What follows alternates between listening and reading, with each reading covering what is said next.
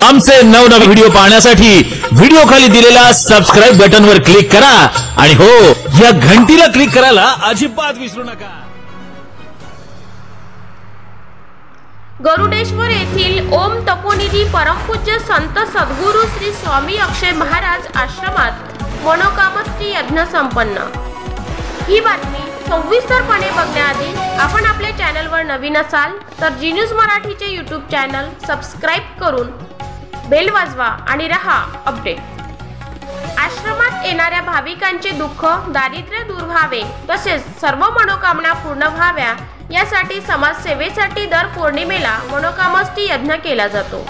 प्रार्थना करण्याच्या यज्ञाला मनोकामष्टी यज्ञ म्हटले जाते।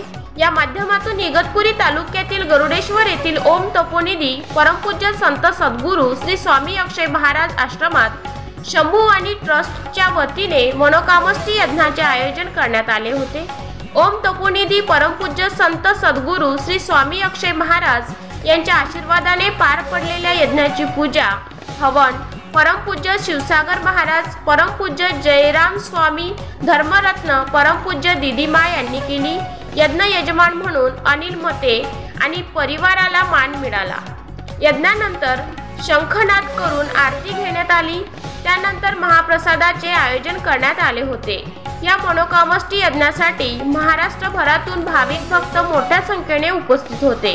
भाविक भक्तांनी यज्ञ आशीर्वाद व महाप्रसादाचा लाभ घेतला। दर पौर्णिमेच्या दिवशी यज्ञाचे आयोजन केले जाते। 11 पौर्णिमा केल्यास आपल्या मनातील मनोकामना पूर्ण होत असल्याची भाविकांची श्रद्धा असल्याचे दूरवरून हे आश्रमात भाविक दाखल होतात। यामुळे परिसर भक्तिमय होऊन जातो। प्रतिनिधी अनिल निसरट, जी न्यूज मराठी, इगतपुरी।